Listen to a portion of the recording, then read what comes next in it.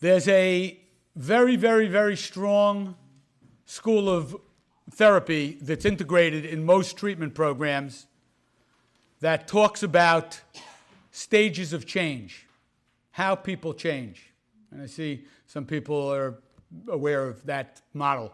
A fellow named Miller, a fellow named Prochaska, DiClemente, years ago. This is probably going back to the late 80s, but it really took off in the 90s. And it led to brief solution-focused therapy. It led to really zeroing in on how somebody, in the topic we're talking about today, how somebody goes from being oblivious to their alcoholism or addiction, where everybody else can see it, but they can't see it, to starting to really not only understand it, but accept it, internalize it, and hence stop using. And the ultimate goal, to stay stopped. We're not just talking about stopping using, because a lot of the people that we treat are able to stop. They just can't stay stopped. Some of the people never try to stop, but there are a certain segment of the population, the active alcoholic, drug-addicted population, that actually stop, and they intend to stay stopped, but they can't. Rabbi Wallerstein spoke about this. So the stages, very simply, are number one stage, the first stage, is pre-contemplation, which basically means I'm not even thinking about this. It's not on my radar screen. Even if other people are reflecting to me, you know, I think it'd be good for you to take a week off of drinking or a Shabbos off of drinking. Pre-contemplation. The next stage is contemplation. I'm starting to think about it. I am not at all thinking about anything past the possibility that I may have a problematic relationship. Remember, in the early stages, the loss is usually very abstract. In the late stages, it's very concrete, very tangible. You can see it.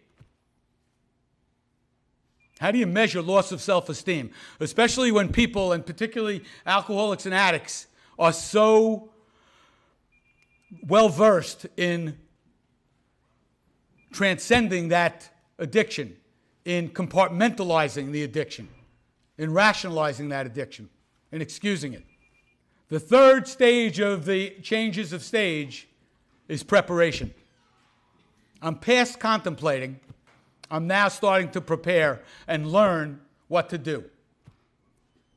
Sometimes a person is very susceptible to going back and forth between contemplation and preparation. In pre-contemplation, there's not any preparation going on.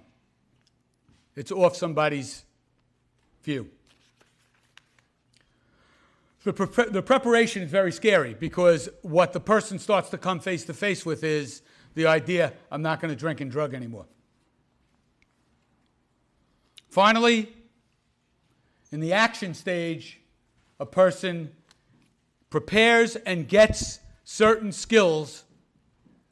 And in my estimation, part of the preparation of learning what is necessary in the action stage, leading to the action stage, is what am I going to do in terms of my loneliness, my isolation, even if I'm involved in a huge social network.